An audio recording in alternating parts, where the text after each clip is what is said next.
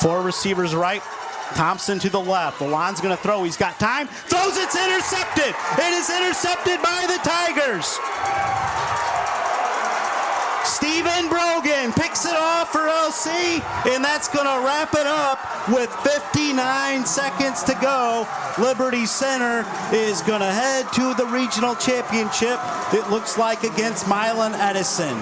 Fox is after him. That could be picked off by Colt Cruz at the 28. He's loose. He's going to go all the way. Touchdown, Tigers. On the ball, he fumbled. He fumbled the ball. Antwerp's there. Antwerp's got it. Season essentially for both football teams. Both football teams. Yep. Jefferson 34, Antwerp 33. Antwerp going for 2 in the win. Ball's on the right hash. 2 receivers each side. Different formation from what they had. And see if they try to roll Ultimates. They've got a man out there to the left. Now they'll motion. And now Ultimates will keep it on a QB run. He's near the goal line. Is he is. Carson Ultimates on a gutsy call, Carl. A little bit of window dressing.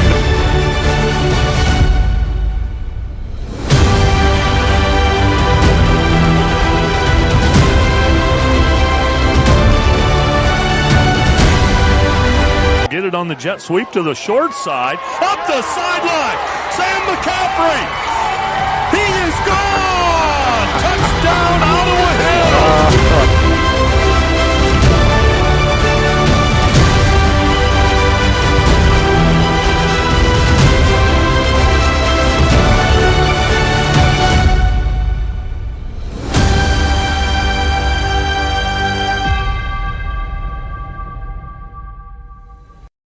Welcome back to the Black Swamp Football Podcast, presented by the Gerken Company. Is going to put a bow on the 2024 season with our postseason awards show.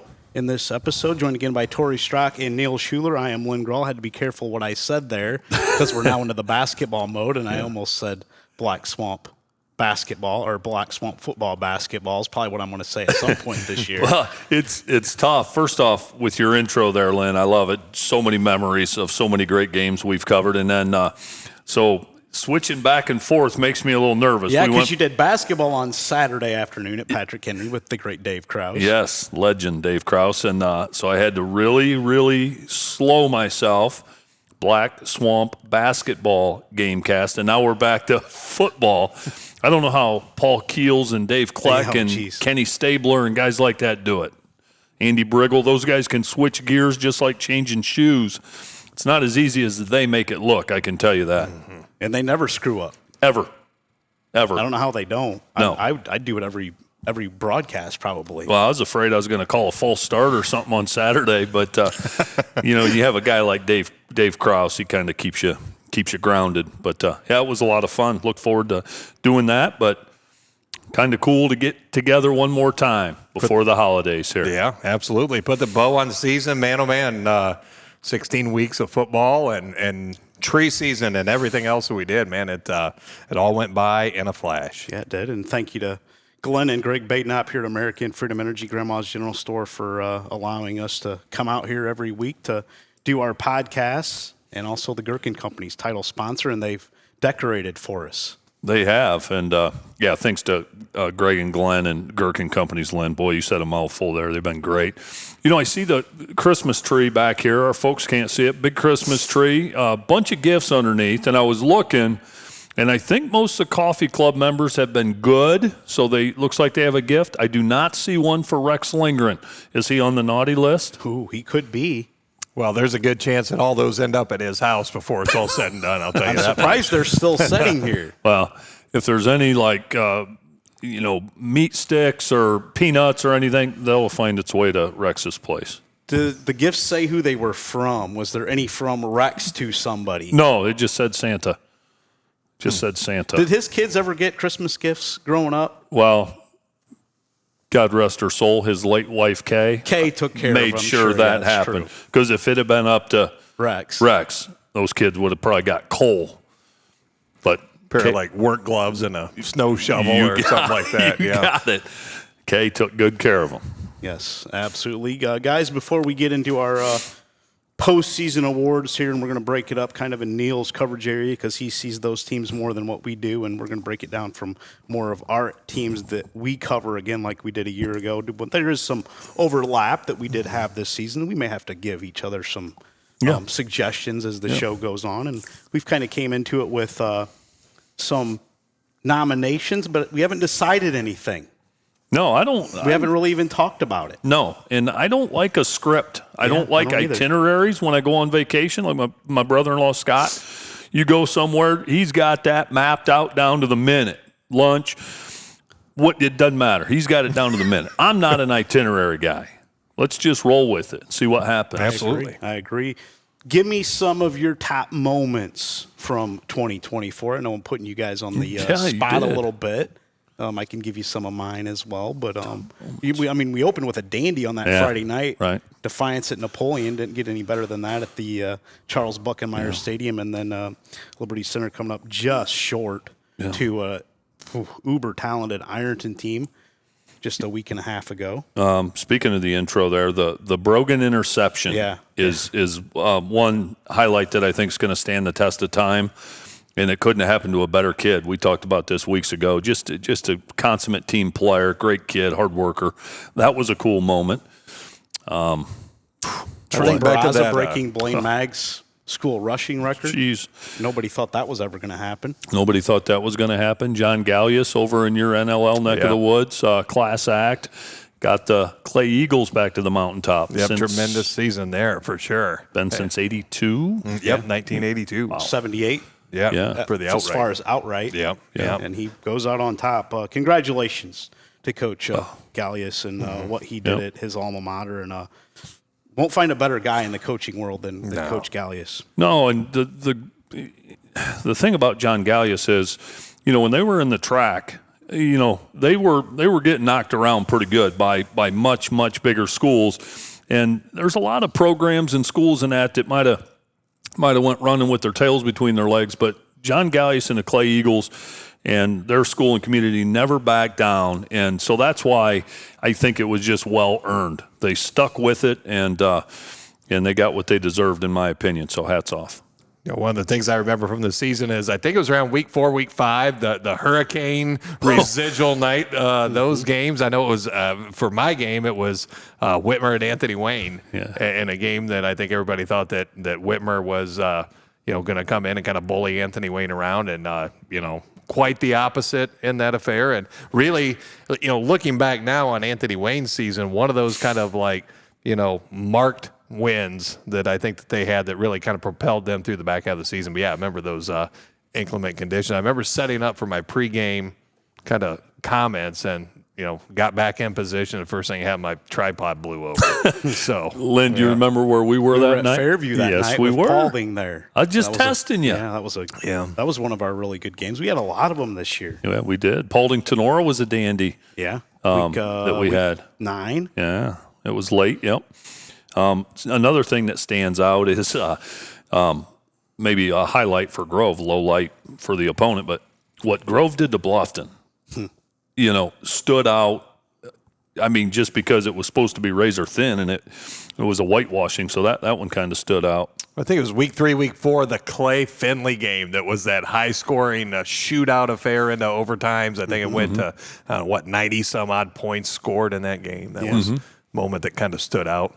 Yeah, I was looking at our awards. I think maybe Lynn, you mentioned maybe a game of the year. I don't know if we did one of those last year, but boy, Liberty Center Oak Harbor was unbelievable. Liberty Center Patrick Henry regular season game was unbelievable. Napoleon Defiance going back to week one was one for the ages. And Neil, you saw Central Catholic playing a couple of real close ones, right? Yeah, I mean, I think back to that week 2 Whitmer Central game, real physical game in question, really into the second, third quarter. Central into the playoff run as well. Some marquee games there, up to and including the state championship game. Man, oh man, the last you take it from midway through the third quarter and then that fourth quarter of that game. It was tremendous, and unfortunately, Central came up on the short end of the stick with that. But man, a great game to be a part of. That's for sure. Yeah. outstanding season, and got to go all the way to Canton again with two of our teams again this season. Let's take a break, come back, and we'll break down our postseason awards for 2024. Who says a college degree is the only path to a fulfilling career? At the Gerken Companies, we offer rewarding livelihoods with or without a degree. Gerken provides a generous benefits package, continuous training, top-notch equipment, and a culture that rewards effort. We're looking for rock-solid performers to help build and reinforce the region's infrastructure.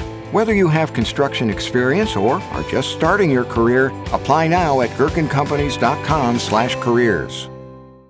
K. Kern Painting is a proud sponsor of Northwest Ohio Athletics. K. Kern Painting was formed in 1998 by Kinsey Kern in Toledo and now has a footprint in Toledo, Cleveland, and Michigan, and has road crews traveling throughout the United States. For a free estimate or job opportunities with K. Kern Painting, visit their website at kkernpainting.com or call 419-351-1250 or stop by their Toledo location at 211 North Reynolds Road. Welcome back to the Black Swamp Football Podcast presented by the Gerken Companies. Also, thank you to all of our secondary sponsors this season, including K. Kern Painting. Kinsey has been a strong supporter of ours, and we can't thank him enough for his support again in 2024. Yep, he was fantastic, and boy, we're fortunate to have the support that we have. So thank you to all of those sponsors. All right, guys, let's start with the turnaround team from this season. We have quite a few options here. How about Fairview, 2-8 to 9-3? You think of somebody like St. Francis, Josh Linke, and what he did in year one. Quick, short order, what he did with the Knights. Mike Vickers returns to Delta. Quite a turnaround. Maumee, Evan Karchner and crew there. Quartet that I'll throw out there for you guys. Yeah, and I had St. Francis and Maumee down. Fairview, great point. I think that's the one that kind of flies under the radar for me. I mean, think of that, 2-8. I forgot they were even 2-8. Yeah. And that's a great one. Mike Vickers, no surprise what he did at Delta. You know, I have Paulding as well, even though Coach Menzie had them turning last year. I think they turned. And they were outstanding. Evan Karchner, Maumee, they were 8-2 in the regular season, I think. Yeah, and that means correct. And the only two losses they had were Eastwood and Oak Harbor and Eastwood. Yeah. So they beat everybody else. They were, I don't even know if they were supposed to beat everybody else, but they did. And so that's high praise for him. Any of those programs that we talked about, I mean, are worthy for sure. And, you know, I always kind of, my measuring stick there is to look back when we were doing kind of our kickoff and our kickoff tailgate shows. And, you know, we had all the young men and their coaches in and just kind of building up for the season. And, you know, at least for me, I know I walk away with that. You start thinking about that and digesting that. You're looking at the landscape and the what ifs and, you know, kind of formulating opinions. And, you know, fast forward to this point, you know, what were the ones that, like, for me at least, you did not really see coming, you know, back at that kickoff time frame. And all of those programs that we mentioned just a moment ago, you know, certainly fit that bill. You know, you look at Maumee 2 years ago, who would have thought just, you know, 2 years later that they're where they're at under Evan Karchner and continuing to grow and build. Yeah, you know, so many others that had great years, I think we're kind of expected to. But like you said, Neil, you think back to, you know, August, late July, and who didn't you see making the splash Eastwood, that they did? what they did. Yeah, that was impressive. Sam Cotterman. Yeah. I know they had a really good year a year ago, right. But I think some people maybe had some doubts if they were going to do what they did this year. Yeah, I admit. Gave Oak Harbor everything they wanted. And then some. Yeah. And I think I would count myself as a skeptic maybe when you have such a tradition of the Rutherfords there. You know, Sam Cotterman, that's not an enviable group to take over for there, that family. And he's done it. He's been brilliant. Well, you think of like there's a whole nother tier of just much improved teams, in my opinion. You know, teams like Evergreen, right, where they're really headed the right direction. You know, felt like they're starting to turn the corner. Will be exciting to see, you know, going forward where, you know, programs like that end up. Good point. Evergreen's another one worthy of mention. My favorite for this award would be Josh Linke and St. Francis, just with the competition that they play You add in the fact that they are in the same neighborhood as Central Catholic. Everything that goes into that with their battles off the field, and getting kids on the field in those school in those programs. Yeah. What Josh did in short order was pretty darn impressive. Where they were, all those head coaches before him. Yeah, I agree. And if you look at the last 4 years of St. Francis football and the tumultuous time, there's no other way to say it, that the program and the kids went through 5 coaches in 4 years. Coach Josh Linke takes the helm almost a year ago right now, was in the building in January. I remember talking to him preseason and, just having a chat with him and just, talking through stuff. He said, geez, I really feel like we can be a 500 team or, maybe a game or two better this year, and, looking forward to the grind. And lo and behold, the season they put together, for my money, hands down the winner of the turnaround team, and that's where my vote's going to be. Yeah, it was the first team that I wrote down, or the first team that I wrote, and I'm not going to argue that one bit. And I don't know that we have to agree on these awards, do we? We don't have to, but I think that one's almost unanimous there. Yeah. There's challenges people, they don't understand. They just think that I think that Greg Dempsey just wins and St. Francis should win and St. John should win because, they have maybe more kids from different areas that come in. There's a whole nother slew of things to manage when you build a roster that way. And I'm not even going to try to explain it because some people don't want to hear it, but it's very challenging. And so Josh Linke and St. Francis, I love it. Yep. Like that pick, guys. How about the team of the year? Everybody will kind of gravitate towards probably Central and LC with them both playing in a state championship game. I've got somebody outside of those two. Okay. Although they are on my list. So my list, and whenever you do something like this, you run the risk of leaving someone out, right? Because so many teams deserve it. But I've got Wapakoneta. I know they're down there in the WBL, but boy, they were steady, Eddie. St. Francis, I know they're our turnaround team, but boy, they had a nice year. Liberty Center. I mean, back-to-back state championship game appearances. Heartbreaking losses. What a team. Patrick Henry, outstanding season. Columbus Grove, it took mighty Marion Local to knock them out. The Clay Eagles, what John Gallius and Mason Heinschel and those guys have done. But my nominee for the team of the year is Andy Brungard's Anthony Wayne Generals. And I don't mean to cross over into your territory, Neil. Not at all. But they're the ones they're the ones to me that beat some unbelievable odds. And I think that most people had Liberty Center winning the NWAL. Most people had Grove winning the Northwest Conference. Not that they still didn't have work to do after being picked. But Anthony Wayne, they were kind of considered the little brother there behind Whitmer and Perrysburg and even Findlay, before Montgomery got hurt especially. And all they did was run the table. Absolutely, and that's the team that I had number one on my list as well, Tory, was Anthony Wayne. Picked preseason to finish 4th in the NLL Buckeye Division, only to go undefeated on the season, taking on all foes and finishing at the top outright champs of the Buckeye Division. It's just a team of kids that believed in one another, refused to lose for one another, and played together. When you look at like a team that played together as a unit, for sure. And all the, I had Columbus Grove as well. Coach Schaefer and what he did with that program, went through a gauntlet of a schedule. Had the unfortunate draw of getting Marion Local. Somebody's going to do that. Yeah. But a great season there. I like your Wapak pick. I totally forgot about them, but yeah, I mean, they had a heck of a season as well. Liberty Center making it back. I mean, it's just rare air to get back to a state title game. I mean, you talk about some of these teams that we talked about leading up to that, the Marion Locals, Liberty, Central Catholic, and you go, okay, yeah, they're just back, and yeah, that makes sense. It is not an easy thing to do to get back there. So yeah, those teams agree. But yeah, I really like Anthony Wayne for what they did, because I think they defied all odds in a schedule that is nothing short of brutal to get through. Yeah, great year for the Generals. My team of the year, Liberty Center. I know they were heavy favorites to win the NWAL this season and roll through the regular season, but that gauntlet they went through the last 4 weeks of the playoffs.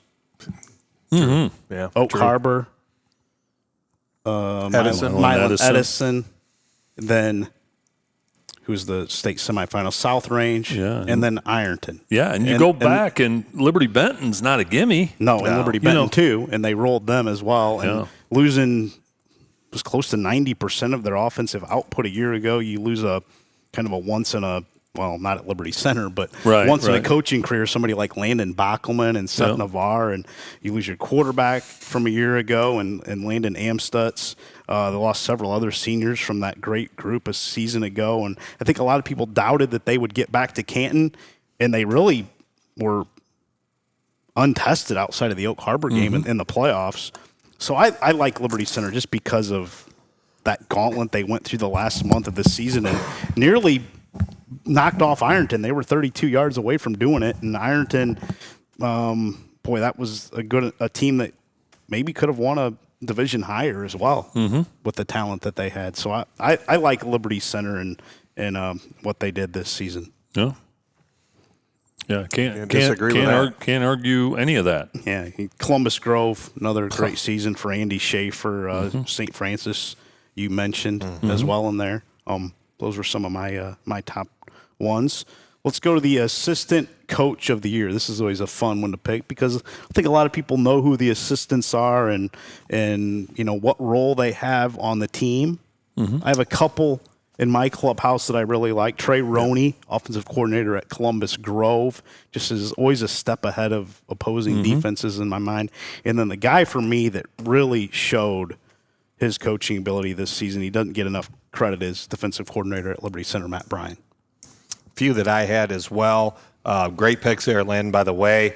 We talked about Whitmer and great season they had. Pat Gachardo as the offensive coordinator coming back to his alma mater, really kind of changing the tempo of that Whitmer offense. I look at Mike Ward at Perrysburg, fine defensive coordinator there, and a Perrysburg team that was extremely tough on defense, as they always are. Joe Horn, we mentioned Anthony Wayne.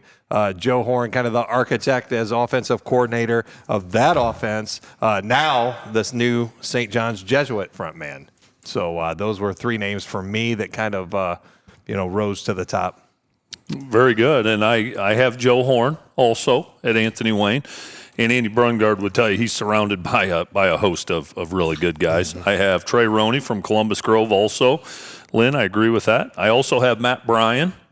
He was the second name I wrote. I thought he did just a fantastic job. He flies under the radar. He's an unassuming, humble guy. Well, the stats that Liberty Center had on defense, I mean, you cannot argue that. Yeah. One coach that I want to mention Nick Wagner at Napoleon, calls the offensive plays there. And if you look at the numbers they put up, especially down the stretch and in the playoffs, he's worthy of mentioning there, Nick at Napoleon.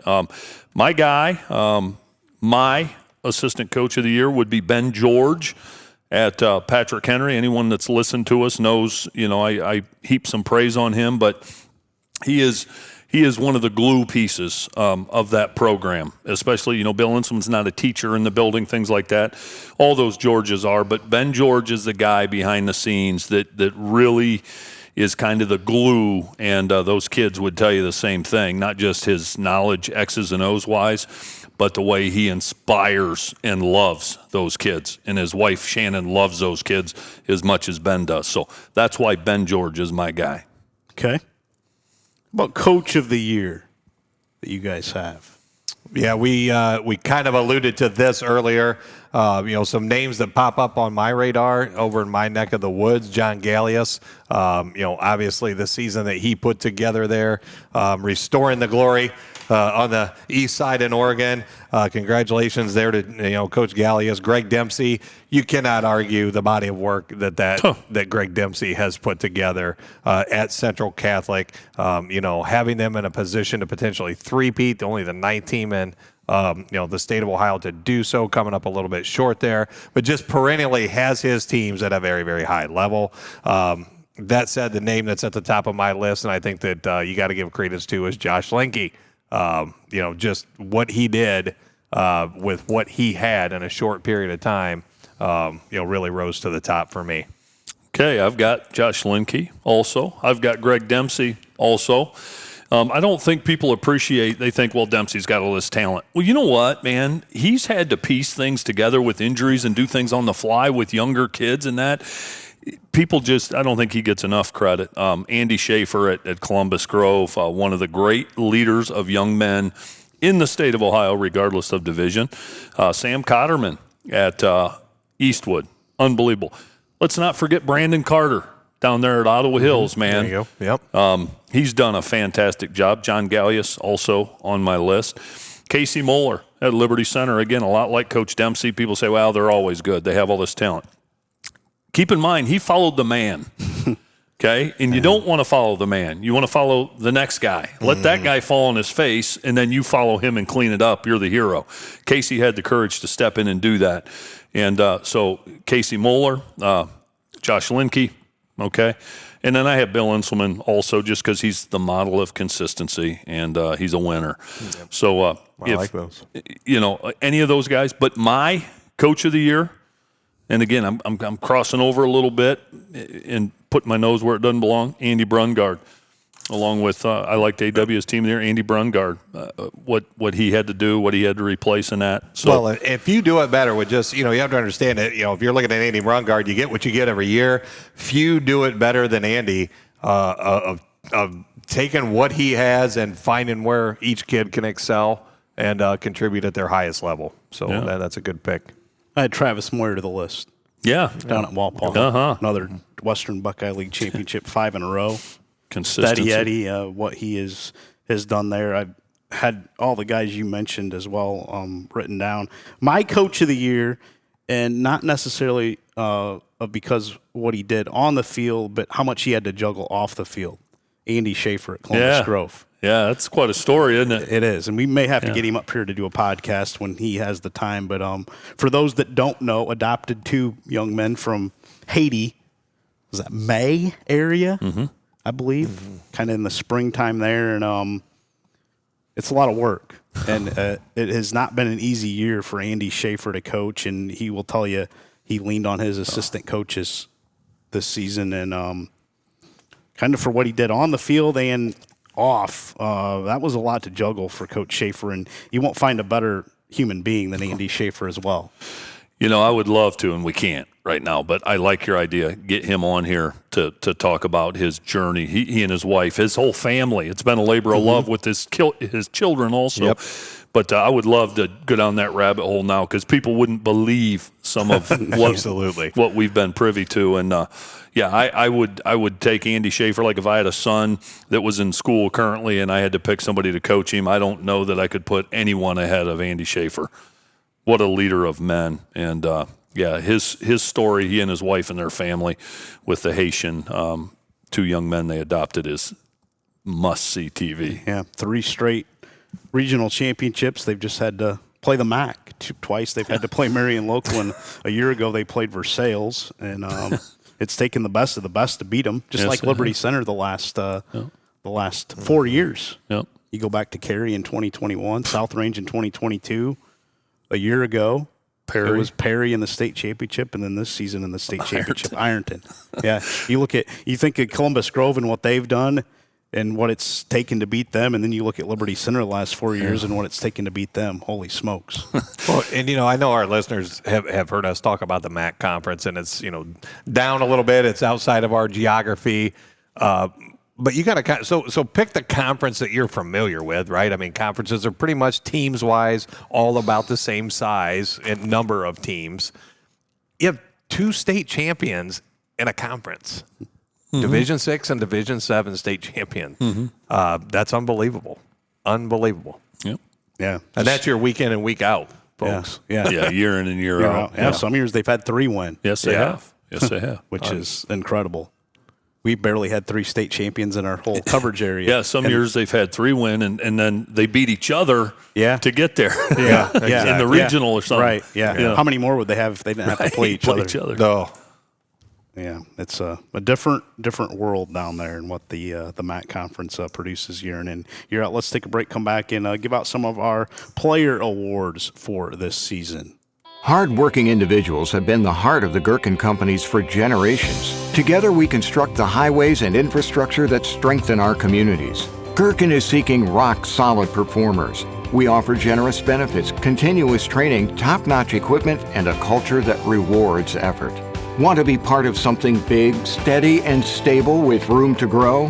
Whether you're experienced or just starting your career, we encourage you to apply at gerkencompanies.com/careers. American Freedom Energy and Grandma's General Store off Route 24 on State Route 109, just south of Liberty Center, now has 88 unleaded fuel and is your one-stop shop for fuel, food, drinks, and much, much more, including locally raised meats and home-baked goods. American Freedom Energy and Grandma's General Store is proud to support Black Swamp Football and is the host of the Black Swamp Football podcast, football show, and Saturday mornings Rise and Rewind. Stop in and see Glenn and Greg today and make American Freedom Energy and Grandma's General Store a part of your everyday routine. The Swanton Welding Company proudly supports our local student athletes and coaches.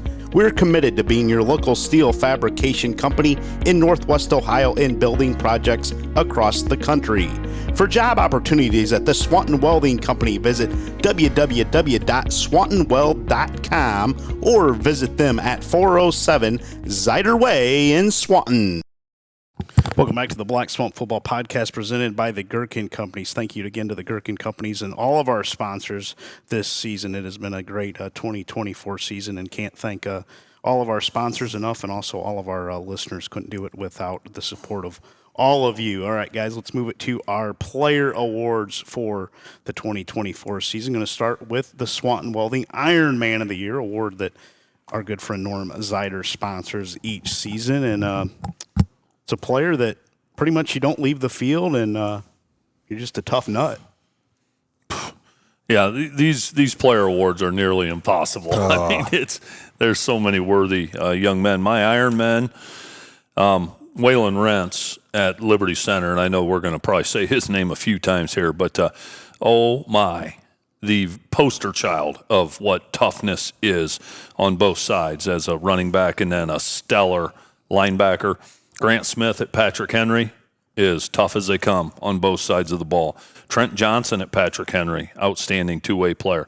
Kylan Mays down at Columbus Grove in Putnam County. Pound for pound as tough as they make them in the trenches on both sides. I love Abel Rubio at Defiance. Kid hasn't been healthy probably in 2 years, 100% healthy, and he just guts it out, doesn't complain about it. He is a tough son of a gun. Avery Wright at Patrick Henry. People don't know his whole story. Boy, he played through some adversity and some pain. Akevian Kreider at Patrick Henry. Tough, pound for pound, one of the toughest kids. And then Lincoln Kreger, Iron Man, carried it 15, 20 or more times a game on offense, turned around, played linebacker on defense. As a quarterback, Lincoln's as tough as they come also. I'll shut up now. That's my list. Yeah, well, flip it over to my coverage area. Some guys that really stand out to me. Raheem Brown at St. Francis, a guy who is a defensive ball hawk, but also flips over, plays receiver on the other side, had equal numbers almost on both sides of the ball. So Raheem is definitely in that conversation. Demarcus Beach at Whitmer, middle linebacker, just a downhill, hard-hitting guy. Another middle linebacker, or two more that really strike me. You know, when you think of Ironman and tough, Joe Sinney at Perrysburg, absolute stalwart in the middle of that defense. Cass Kruger at Anthony Wayne, the guy plays 100 mile an hour. And if I tell you what, if you're a defensive coach, you got to love having a Cass Kruger in your lineup because he just plays loose and relentless. Well, I love listening to your interviews with him when you talk to him after the AW game. I'd rewind that a couple times. Yeah, that good dude stuff. brought it. Troy Hazuda, the standout receiver at Clay, also played defensive back. I don't think he came off the field very much at all. Josh Adamczyk at Southview, defensive, offensive lineman. All he did was just flip over on each side of the ball and just ground it out. But my guy, in terms of Ironman in the NLL at least, would be Trey Rubenstein from Napoleon. I don't think he comes off the field for kickoff or punt return. So he comes off the field at halftime. Yeah, That's about it. So but yeah, oh man, and the list could go on from there. You think you can go through kind of the whole Liberty Center team? Waylon Rentz is my Iron Man of the year. He said he was the poster child. He is Waylon's my Iron Man. But Brady Giesecke, Hunter Spangler, Kellen Weimer, Xander Zeider. Just go right through the whole list. You go over to Patrick Henry, all the guys you named over there. Yeah, no, Grant Eversole at Columbus Grove. Yeah, Brady Basinger at Columbus Grove. Kylan Mays. all those names you're saying I have for other. Same. I got Absolutely, Lynn. I agree 100%. Man, yeah, there's a lot of those dudes. Abel Rubio at Defiance that you mentioned.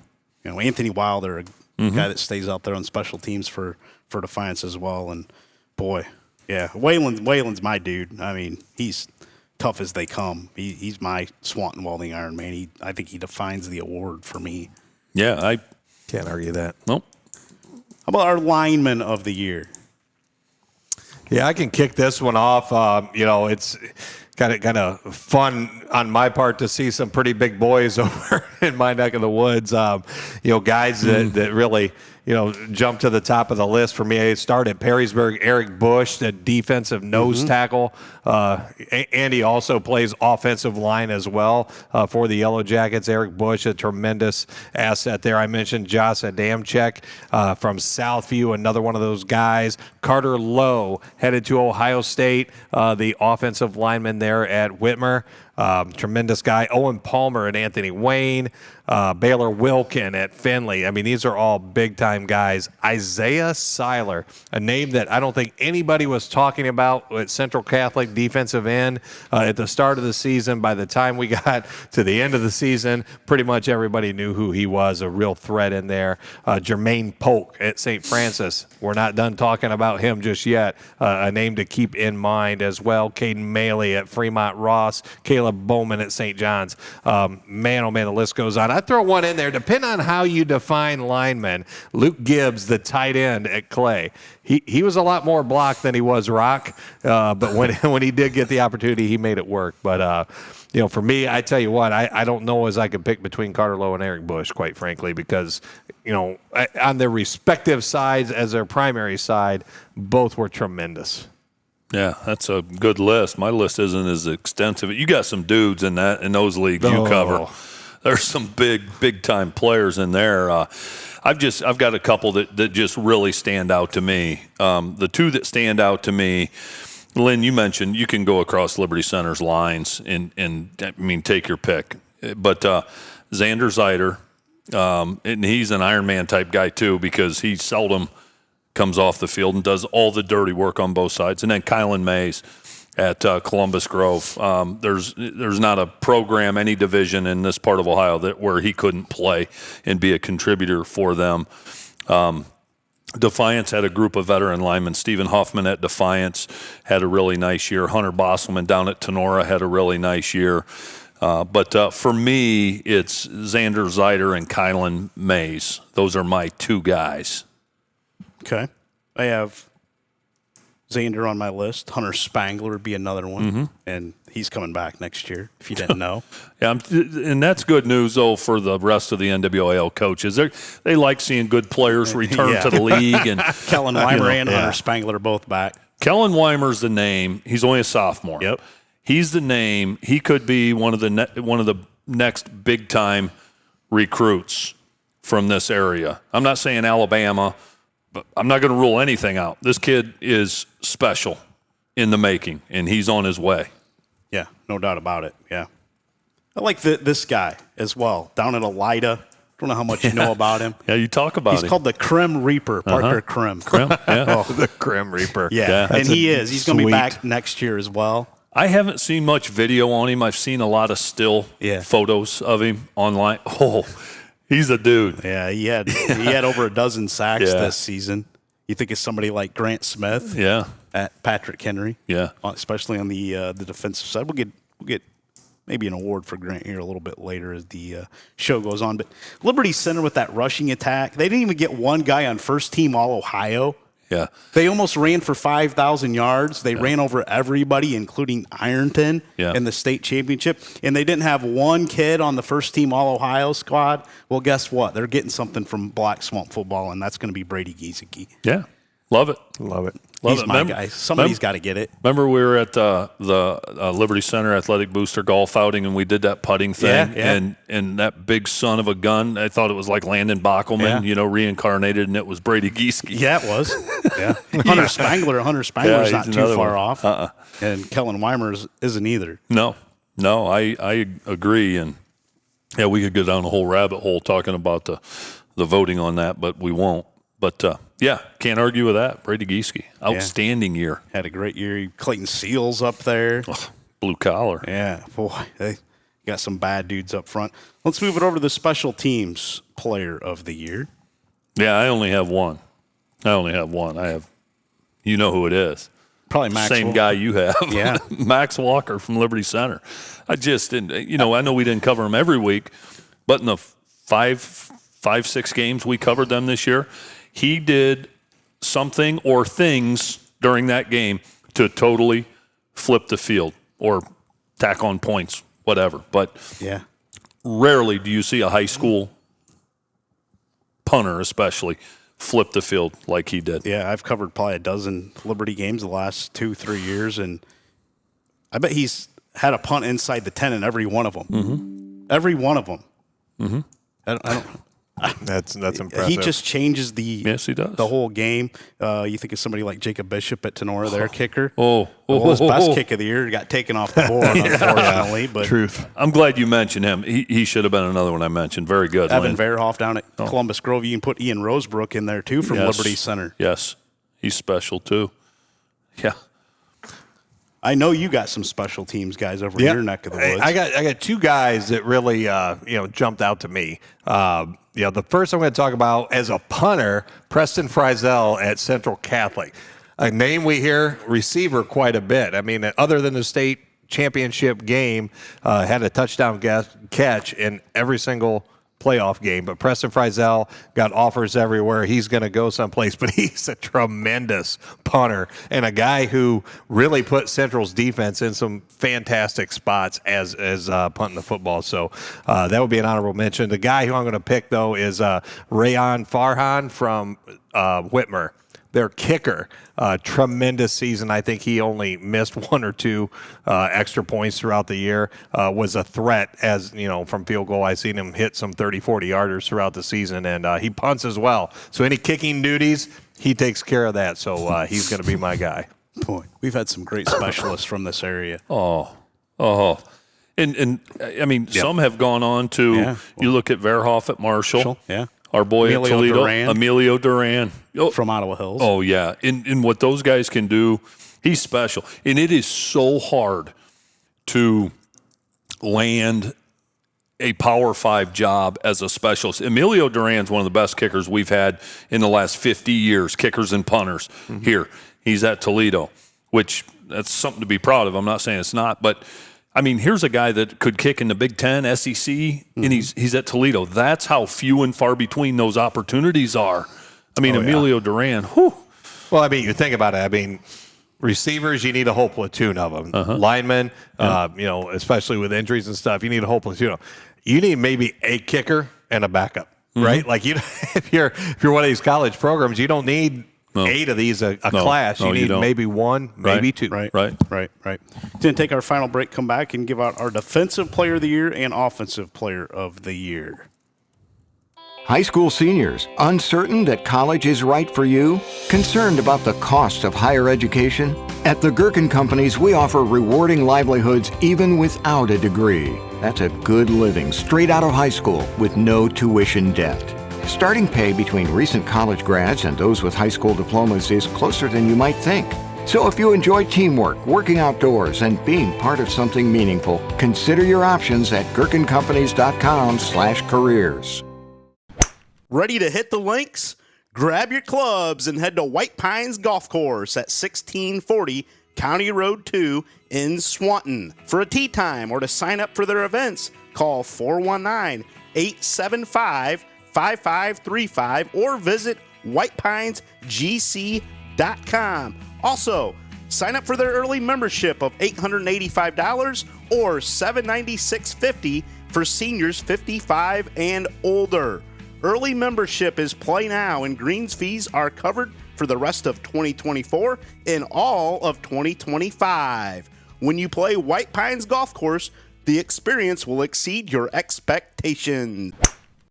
Welcome back to the Black Swamp Football Podcast presented by the Gerken Companies. All right, we got to give out our Defensive Player of the Year and Offensive Player of the Year. Let's first go offensive. We're going to save defense for last because defense is my favorite side of the ball. All right, save that for last. I'll kick this off, and I'll move through it pretty swiftly. You mentioned him earlier, Lynn, Anthony Wilder at Defiance. He's a pretty electric football player. I was going to mention Heinschel. I'm gonna lay off of that because that's Neil's neck of the woods. Seth Elkert down there at Liberty Benton. Rocco Pillarelli at Ottawa Hills. Trey Rubenstein at Napoleon. He's Neil's Iron Man, but Trey, super dynamic offensively.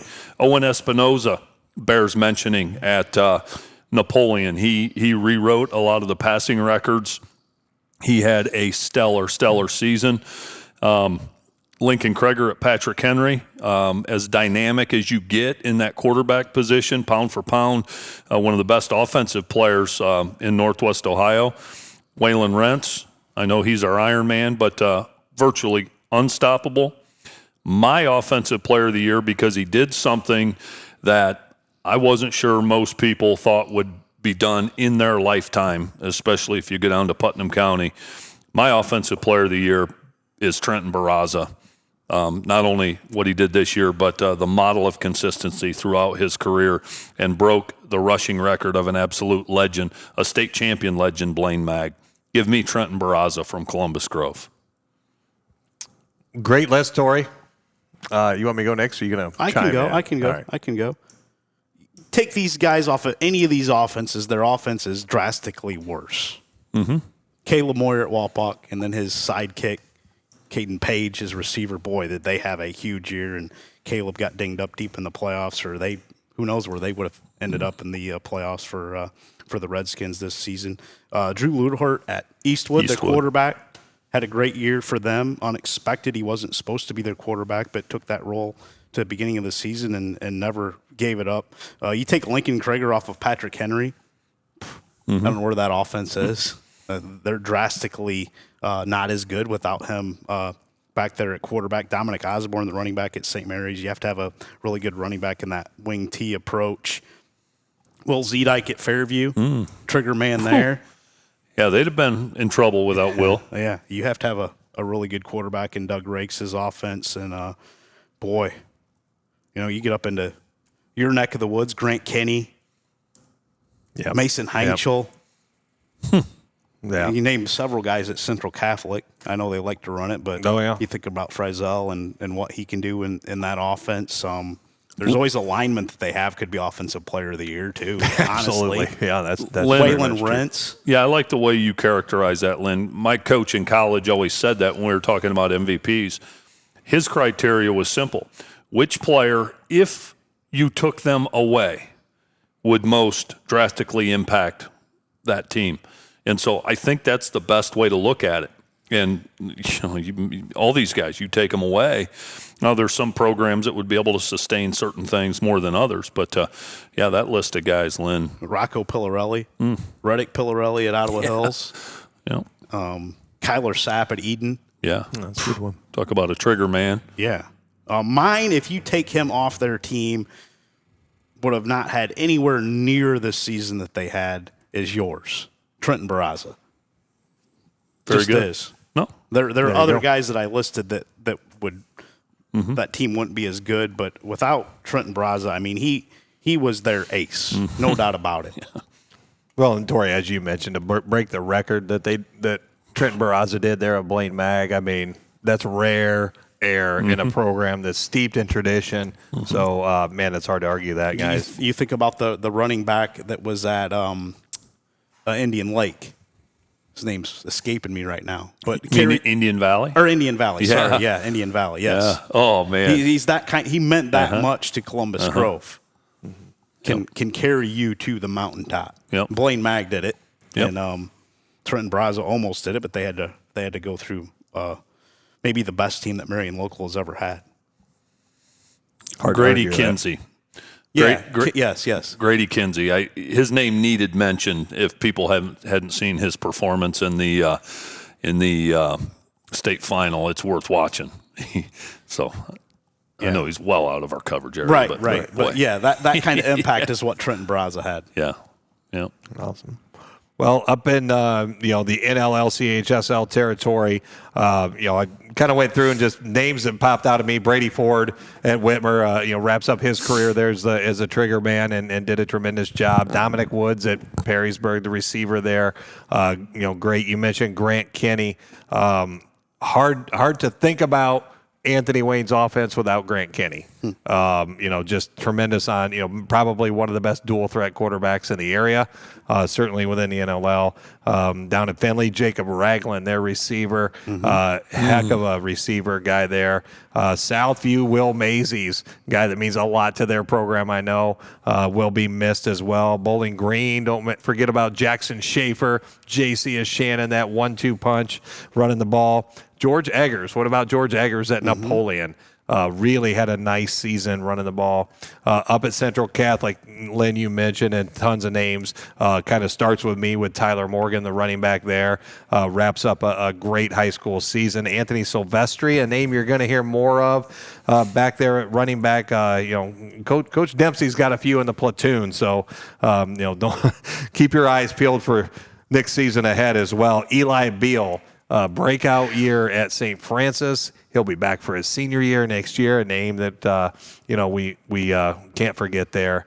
But one name for me, and when you talk about that criteria, who is a guy that if you take him out of that offense, dramatically changes what's going on? And my offensive player of the year is Clay quarterback Mason Heinchel. Yeah, they would have suffered a little bit without him, wouldn't they?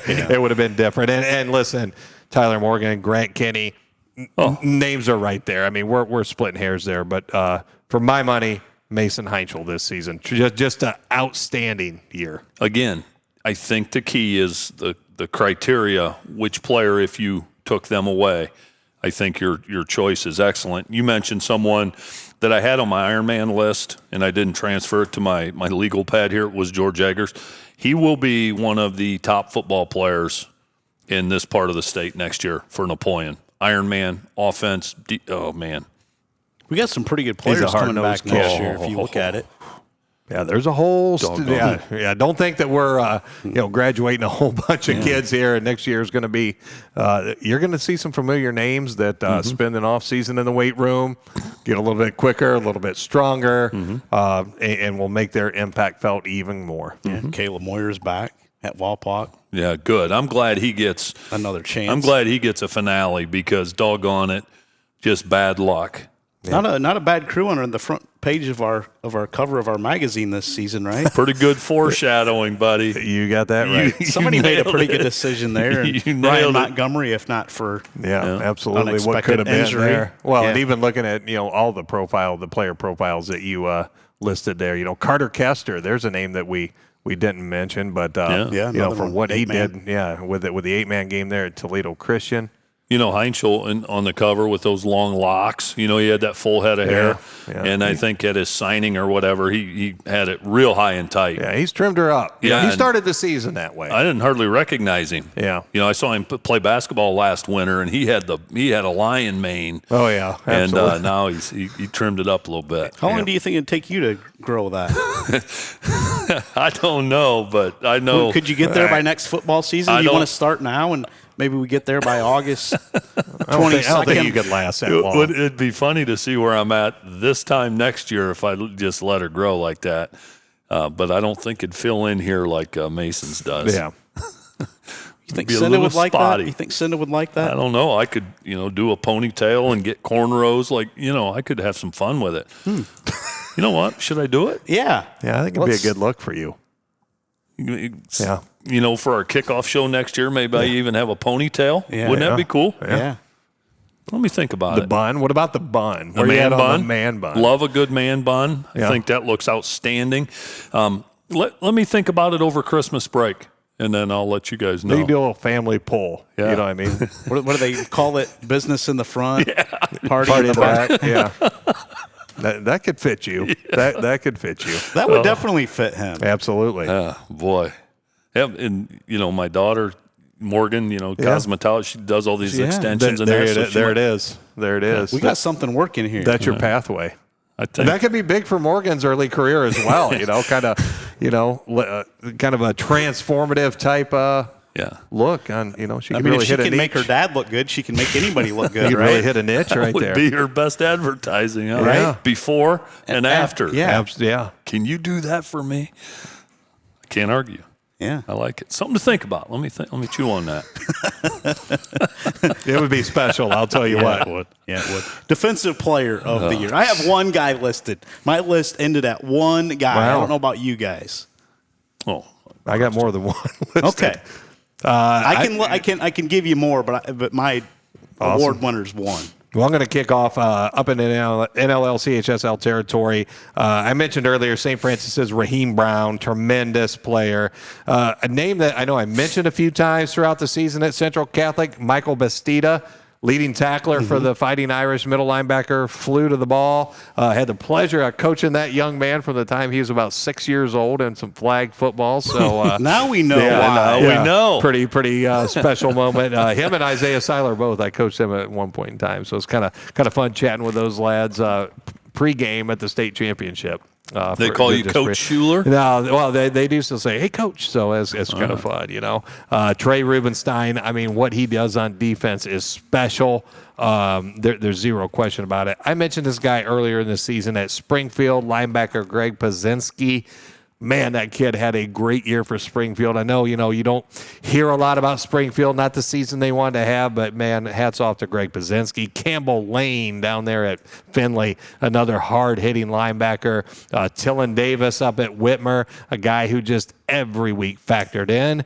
Kind of brought me focused in and down to two guys that I look at for this award. Perrysburg's Joe Senni. Hard to argue what that guy brings to the table in terms of defense.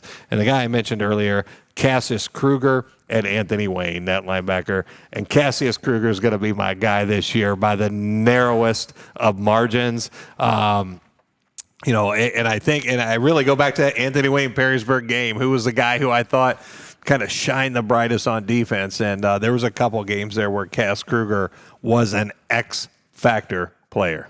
You know what else? You have the best names in the NLL, some pretty good, CHSL.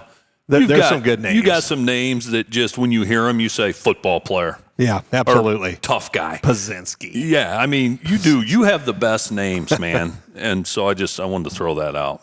I love it. I've got a long list. Lynn said he's got one. We'll see if my guy is, if I mention the guy Lynn's thinking of, but a few guys I want to mention. Alex Holmeyer at Tenora had an outstanding season at defensive end. Pound for pound, one of the baddest dudes in this part of the state, regardless of division, down at Paulding. Jack Woods, linebacker. Whew, tough guy.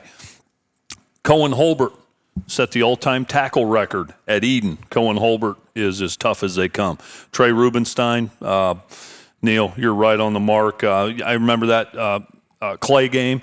He'd be at middle linebacker one play, coming off the edge the next play, safety the next play. The most versatile, maybe one of the most versatile players. No doubt. I remember that game and just every single play, I'm kind of just making sure where he's at so I know where he's got, Yeah, absolutely. He's all over.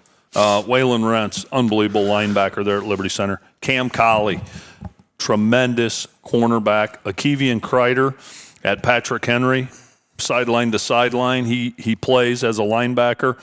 But my guy, I don't think this guy gets enough credit, although just because he's humble and flies under the radar. But one of the baddest of the bad in Northwest Ohio, Grant Smith, Patrick Henry. That's my guy. Nice list. Thank you. Great list. Yeah, Cam Colley, guy that you mentioned. Yep. Boy, he's turned a lot of games around. Waylon Rent, Xander Zyder up there on that defensive line. Go down to Columbus Grove. Grant Eversole. Whoa. Do you have him on your list? You didn't put Grant Eversole on your list? Oh, no, I had Landon Houston and Grant Eversole. Okay. Yeah. I skipped them. I'm sorry. I had too many names, but yeah, those are two of my favorites also. Sorry about that, guys. Yeah. Think about Carter Kester at Toledo Christian. Yeah, absolutely. Great safety. Another guy, Victor Singleton at Central Catholic, a guy who's still got his senior year ahead of him, much to the chagrin. Where's he going to college? Don't Anywhere know he yet. wants, right? Yeah, pretty much anywhere he wants. Has he leaned on you as his advisor or He not? has not. Okay. And that's probably the wisest move that he's made thus far. But yeah, he's going to have his pick of places to go, and well deserved when you watch that guy play. Tremendous range as a corner. Yeah. Jason O'Neill at Toledo Yeah. Great defensive end there for Toledo the Christian. Eagles. Yeah. Carter Kester as well, as I mentioned. Alex Homeyer at Tenora. Yeah. Pound for Jack pound. Woods Yep. at Paulding. We saw some really good defensive players. Trey Rubenstein always sticks out when you cover Napoleon game. Jack Woods at Paulding. Neil, you could put him at middle linebacker in any game that you covered in the CHSL, in the NLL Buckeye. Jack Woods could play. I mean, that's impressive. He can stuff the run from tackle to tackle. I mean, he's a tough son of a gun, man. Really good. Landon Houston at Columbus Grove. He's got the neck. Cowboy collar. Cowboy, you gotta right? like that. Yeah. Yeah. Yeah. Well, you can go through the whole Columbus Grove defense. Yeah. You could do the same at Liberty Center. Yeah. Lincoln Krager at Patrick Henry's and another one that jumps out at you. But my player of the year defensively is the same as yours, Grant Smith. He always makes an impact. And if you talk to the opposing coach each week, we got to figure out where Grant Smith's going to line up. It's the first thing they say. Yeah. We got to figure out where Grant Smith's going to be. Yeah, and he can play down inside, at tackle. Yeah. And then he obviously plays on the edge as a defensive end. And then sometimes you don't know what number he's going to be wearing. Because since the kid's freshman year, sometimes they switch numbers. He, maybe playing fullback. They may need him at offensive tackle the next week. And, I think he ended up number 5 this year, didn't he? Yes. But I think there was a game he wore something other than that. Earlier in the season, Yeah. or later in the season he wore something else. Yeah. Maybe the carry game he had a different number. That might have been that it. right? Yep. I would have to look at the roster, but I think that's 75 maybe? Might have been. I can't remember, but yeah. Moves all over. Yeah. Any other awards you guys have in your bag of tricks you want to hand out? I do not. I think that pretty well covers it tip to tails. Another award, and this would be hard, but maybe something to think about for next year. Some sort of special contributor award.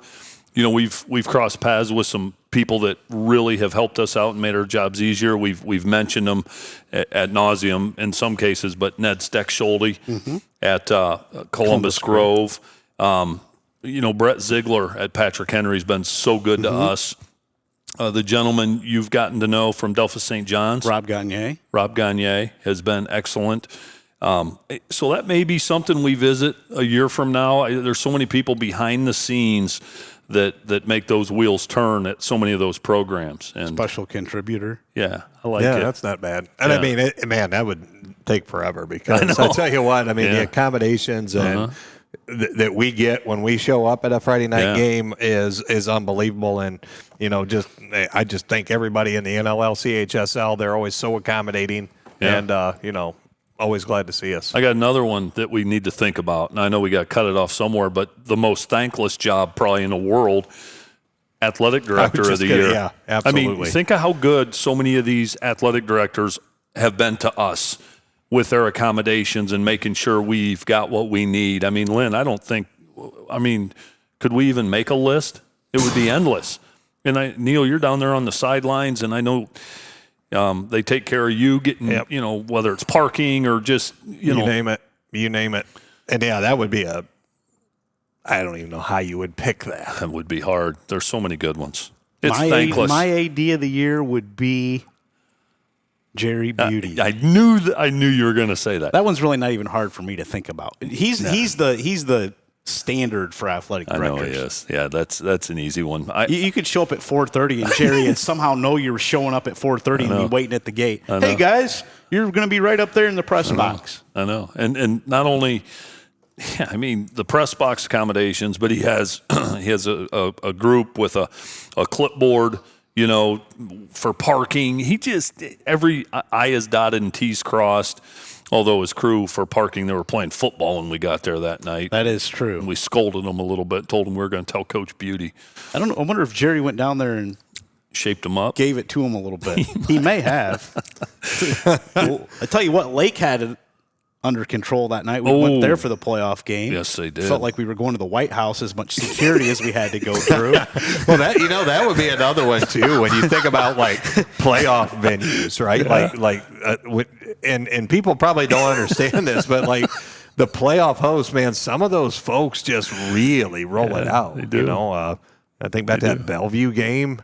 Man, that was or the Central game that was at Bellevue. No, that was Anthony Wayne. The Anthony Wayne game. That was at Bellevue. Man, that was fantastic. Big food spread for us. And Elyria, always very accommodating at Elyria. Yeah, you've been some places, Neil, covering some of those bigger Got some schools, mileage. man. Yeah. Got some mileage going. Yeah, no doubt about it. Something to think about going forward.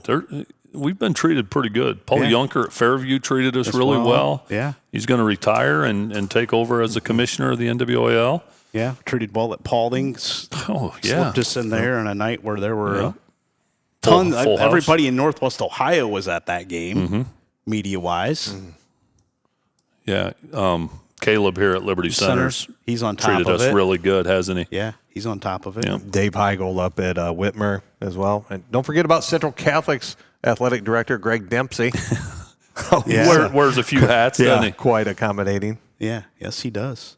Yeah, can't thank all the schools enough for hosting us. Always very gracious, and their hospitality is always appreciated. Andy Ham at Napoleon's one of the best. We kind of cheat there because I just say, hey, Andy, we're going to do the game and we want this spot. Done.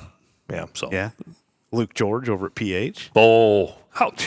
Yeah, this impossible award. Yeah, he's awesome. He's awesome. Luke's the best. Yeah. Make our lives easier. We're lucky. Yeah. Thank you guys for helping out this season. Very much appreciate your efforts, and I know the NLL and CHSL guys talk very, very highly of Neil Schuller. They want to know, is Neil Schuller coming this week? Well, you're well respected, Neil, and as professional as they come. I know we're not a major nationwide sports outlet network yet, but for pound for what we do, you're as professional as they come. Well, thank you guys. The feeling's mutual. I think what we bring to Ohio high school football in Northwest Ohio specifically is pretty special, and it's interesting where once you get out in that playoff territory, you start branching out. It's like, oh well, tell me about what you guys do, and they're always blown away. It's like, oh my gosh, really? And so it's pretty fun. Most importantly, though, the players. Absolutely. Yep. Without them, we don't do anything. No, don't. What a joy. And they get after it from now with those extra days, all the way into June, May. Yeah. Some of them. Yeah. Well, right now. And it just ended. It's starting. Absolutely. It just ended. And can't thank everybody enough. All of our sponsors, all of our listeners. Thank you to everybody. Mm-hmm. I know there were some disappointed folks last Saturday. We had no Rise and Rewind. I was taking some heat for that. Wanted to know when that was going to happen again. But have to wait 36 Saturdays for that. Yeah. We'll be back on the air. Yeah, appreciate the people that have supported that. That's been a pretty cool venture for us, and I look forward to it. Yeah. I really do. Yeah. Stay tuned. Basketball podcast. Another one's going to be out later this week. I think we're going to have Greg Badenhop of Liberty Center. You can talk about the another late start for his basketball season. That man has the toughest coaching job of any sport at any school, period. I've said it before. I'll say it again. He's behind the eight ball every time. I think they opened December 21st. Is that this Friday or Saturday? That's this Saturday, I believe. This Saturday, I believe Yeah. they open with Tenora. So, they don't have any scrimmages. All about 8 practices. Yeah, 8 practices. Kids will probably, I mean, they're scrambling to find their basketball shoes, just took their football cleats off. But they will get better as the year goes. That's how Greg's teams are. They start out behind the 8 ball. They get better and better and better. And by the end of the year, you don't want to play them. And that's a testament to him. Do we know your next basketball game cast coming up, Coach Strock? Not yet. I kind of let Dave Krause kind of take that and run. But Okay, we got to ask Dave that question. yeah, we're going to try to at least get it mapped out through January, from now through January, and then from there just go with the best games, and so we don't get pigeonholed into anything. But I had Patrick Henry, Eden, PH, another team that got a late start. They're clicking. They're clicking pretty early. And Eden's going to have a nice year, too, in the Buckeye Border Conference. They've got some really good athletes. Yeah, no doubt about it. Thank you guys so much. We appreciate it. Thank you, everybody, for listening this season. Stay tuned. Basketball podcast will be a little bit more of a Legends-type podcast. We have some really good basketball folks lined up. Going to do some Putnam County League stuff. I know Dave Krause has some former Toledo area coaches lined up as well that are going to come on the show. Braden Pardon of Lincoln View played at BGSU for Dan Dockich. We're going to get him January after the new year. Yep. A little bit out of our coverage area is Brandon and Lincoln View, but we're not opposed to going outside our area to get some of those folks. No, I love it. No one's better connected than Dave Krause. He's done for 30 years a lot of work with the Ohio High School Basketball Coaches Association, so he knows them all. Yeah, yep. Stay tuned for our basketball podcast and Tory and Dave's Gamecast. Looking forward to that, and we'll turn you loose, and I'll get working on next year's high school football magazine. It never ends, and we're also doing a MAC edition next year. I was going to mention it, and I thought I'm going to stay in my lane. I didn't know if you were going to mention it. Yeah, we can announce that. Yep, okay. We're going to get working on that, and there'll be a kind of a history of the MAC feature article and then previews on all the MAC teams. I think it'll be separate than this one, than our regular one here for Northwest Ohio. But, boy, when that comes out in July, the time flies here in the next 6-7 months. Yeah, I don't know how you do it, buddy. Yeah. But can't wait. It'll be here before you know it. It will be, yeah. Basketball will get us to the spring, and then we'll start thinking about football for 2025. Have a Merry Christmas to all of our listeners out there, and also a Happy New Year. Merry Christmas and Happy New Year, and God bless all of you that support us. Thank you. Yep. Thank you very much. We'll be back with our Basketball Gamecast podcast and then our football shows. We'll be back in 2025.